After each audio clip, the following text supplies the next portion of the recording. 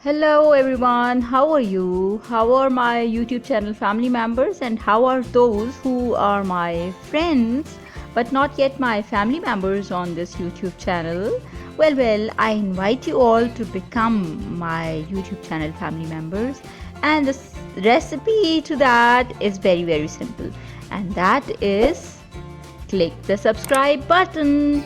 Quickly do that and become my YouTube channel family members. And today I will welcome you with a very nice and organic recipe, and that is of red meat biryani. Red meat biryani is a famous dish in Pakistan, used in all the functions everywhere around Pakistan, and it's loved everywhere and served in hotels and restaurants as well. And it's a very nice dish, very tasty, and I will make it with you today. So subscribe, all those who have not yet subscribe quickly to the channel, and let's go into my kitchen to make red meat biryani. Obviously, for red meat biryani, we will use red meat first and we will knead it to make this biryani. Red meat, you can take meat of anything, like of cow, of goat, of veal, or of lamb. Can be any red meat that you can use in this biryani. It can be boneless, it can be with bones, doesn't really matter. I have half a kg of red meat with me here, and it is boneless red meat that I have got. So I will make boneless biryani today, and I have two things with me. One is salt, 1 teaspoon of salt in half a kg of red meat, and half a cup of lemon juice. I've got these two things here, and I'm going to marinate this meat in this lemon juice and salt. And believe me, you don't need any tenderizers, just need these two things to make meat tender. And with tenderizers, sometimes what happens, I have heard these things too, people apply tenderizers, and if they are supposed to apply them for 20 minutes and they do it for 25 minutes, say, the meat kind of disintegrates. So it is important that you don't use chemicals. Keep your food organic. I always say that and promote that on my channel. So keep your food organic and use only lemon juice and salt to marinate red meat in. Okay, this is healthy. And see, I have added 1 teaspoon of salt to my red meat, and I have added half a cup of lemon juice to it. Okay, so you do the same. I have mixed both the things in the red meat here. Both the things means lemon juice and salt. And now I'm going to cover it, put the lid on, and refrigerate it overnight. It should be refrigerated overnight, so that the meat becomes really tender for the biryani when we cook it the next day. Even if you have to cook it in the evening the next day, let the meat be there in the refrigerated, marinated, just let it lie there, because that it will become better in the way that it will become more tenderized and it will become easier to cook then. Okay, so do that. Let it remain marinated overnight or even more than that for making biryani then. So the next day I took my meat out of the refrigerator and I have put it in a cooking pot here, as you can all see. And what have I done? I have now added some water to the same container that I had marinated the meat in. I have not washed it. I have just added water to it and added the water to the meat. You can see that. And in the middle picture, why I did that? I did that because you just need all the flavors to go into the meat. All the flavors that were left in the pot that the meat was marinated in, I have collected them and I have put them back into the meat. So do that and then let the meat cook on low heat. It will get cooked in almost 1.5 hours. It will become tender. You can take 2 hours also if your meat is not becoming tender. Of course, taste it and then see when you feel it's tender enough. Okay, till then you can cook it. It can just cook on low heat before we start cooking, making preparation for the rest of the biryani. And when we are prepared for the rest of the biryani, what will happen, by that time this meat will get cooked. But I will cook it first for you people to see how to, then let it be and then do the biryani things. To make this biryani meat, what we need is 2 medium-sized onions, very finely chopped, and 4 tomatoes here, and a few green chilies, and a few garlic cloves. Garlic cloves we are going to crush. Tomatoes we are going to crush. Green chilies we are going to finely chop. Then we are going to take a wok, and in the wok we are going to take almost 1.5 cup of oil, and to that 1.5 cup of oil we are going to add the onions that we chopped very fine, and mix it with the help of a spatula. You see I am doing that, and also in the meanwhile I've crushed my garlic here, you can see, with the hand crusher. And that crushed garlic goes into the onions now. And I have also finely chopped my green chilies, and they have also gone into the onions in the wok. And I have mixed them up with the help of a spatula, and you can see the green and white color is looking so alluring, but it cannot look so alluring for long because the meat is tenderized now, and now we are going to add it to the wok with all the other things, and we have added it and we have mixed it because we are going to brown it with the onions and everything else. So the meat is getting brown now. You can see it's almost browned. It's brown in color now, changed color. At this stage I have crushed my tomatoes, and those crushed tomatoes are here in front of you. I add those crushed tomatoes to the wok now, and along with them I add spices also. And what are the spices? I'm not going to add any salt. Why? Because I marinated the meat in salt and lemon juice, so salt is already there. So red chili powder goes in. Red chili powder according to your taste. If you like it more, you can add more. If you like it less, you can add less. If you don't like it at all, don't add it at all. Okay, according to your own taste. And then 1 teaspoon, 1 to 1.5 teaspoon of powdered dried coriander, half a teaspoon of turmeric powder, and 1/4 of a teaspoon of carom seeds, half a teaspoon of cinnamon powder, half a teaspoon of black pepper powder, and more than half a teaspoon of black cumin seeds. All these spices go into the wok with the meat and the onions and garlic and stuff. Okay, and then we stir it with the help of a spatula. And here you see I have cut very finely chopped green coriander, washed it, and I have added that also to the wok, to the meat, and I've mixed it up with the help of a spatula.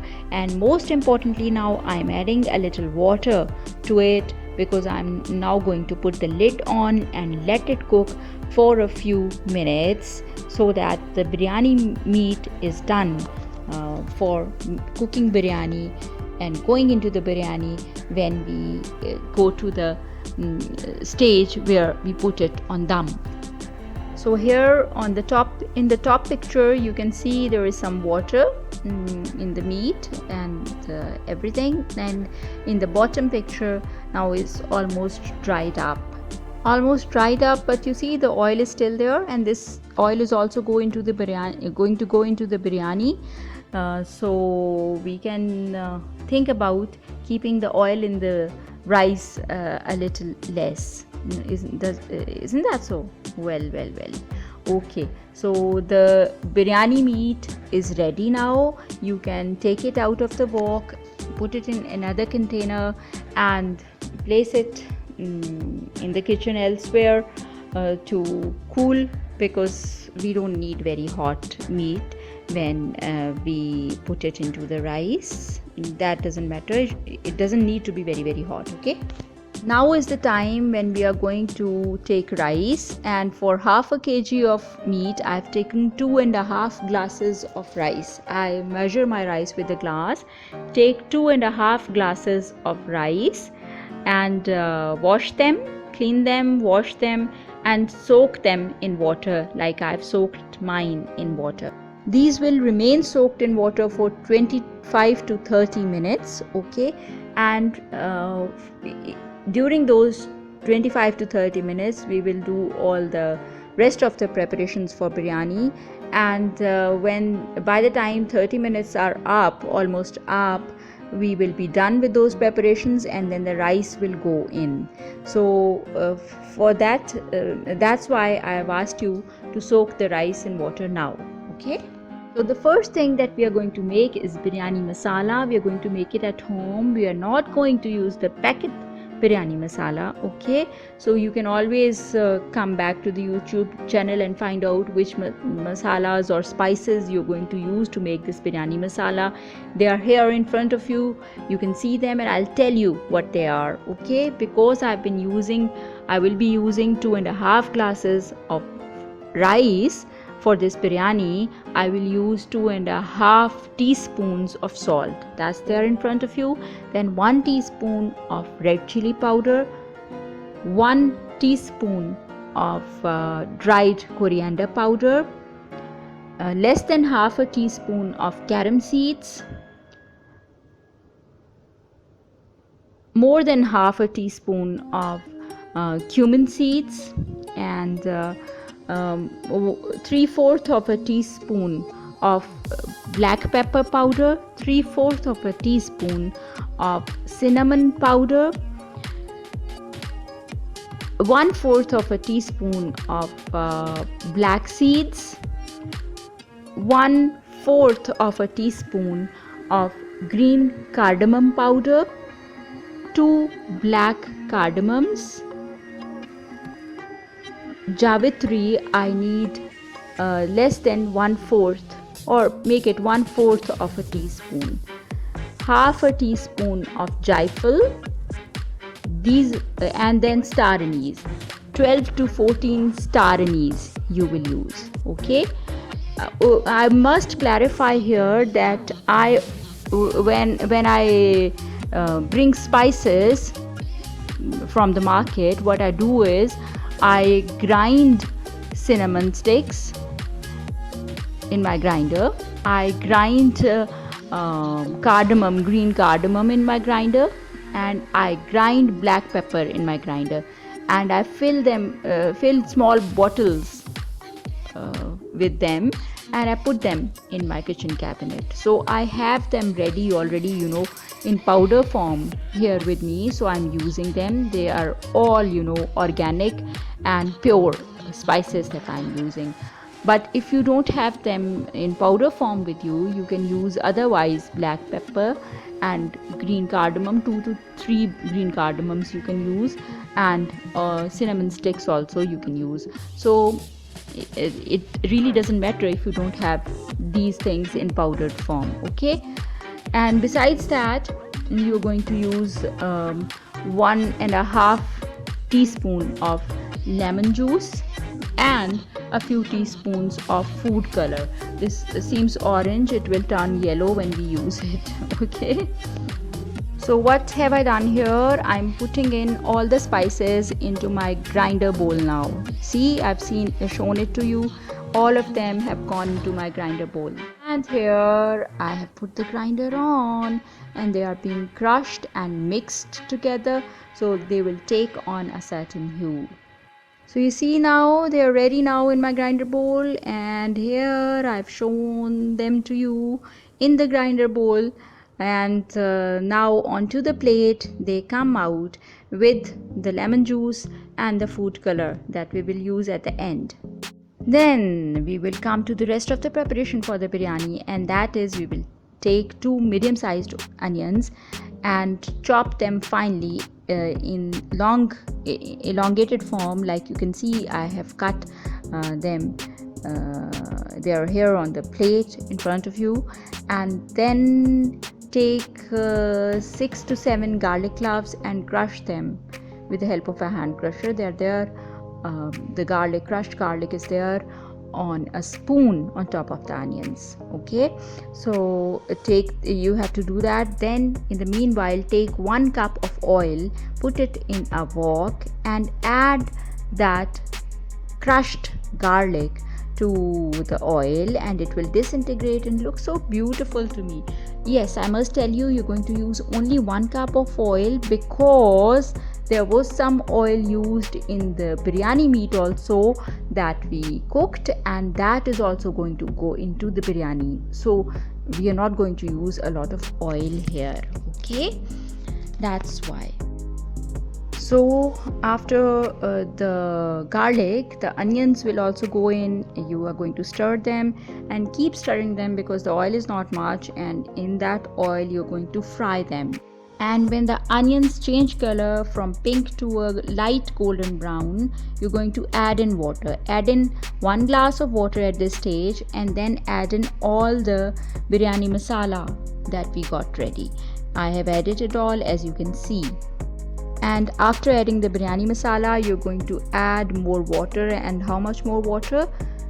2.75 more glasses of water. Okay, because we are cooking 2.5 glasses of water, so of rice, so 3.75 glasses of water will go in. So that is the proportion, the ratio. Add in that much of water, and then on a high heat, put the lid on and let the water come to a boil. And by the time it comes to a boil, 25 to 30 minutes will already be up since the time that we soaked the rice in water.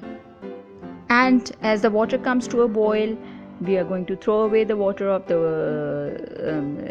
water that the rice was soaked in, and we are going to add the rice to this water in the wok now.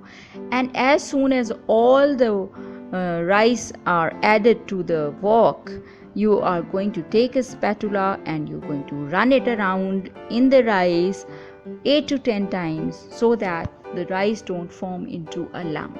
That is very, very important. And then slowly the water from the rice will evaporate. The rice will also get bulkier and longer.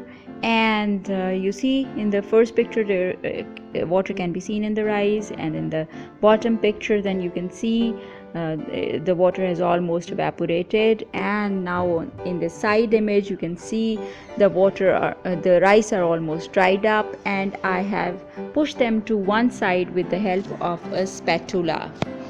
So do that. What I do then is I add a little meat, the biryani meat that we cooked. We are going to add that, a little bit of it, onto the side of the rice and mix the rice up. Okay, as you can see I'm doing. And then add some more meat and mix it up again with the rice. And then some more meat goes into the rice and that gets mixed up, and then some more meat until all the meat is finished.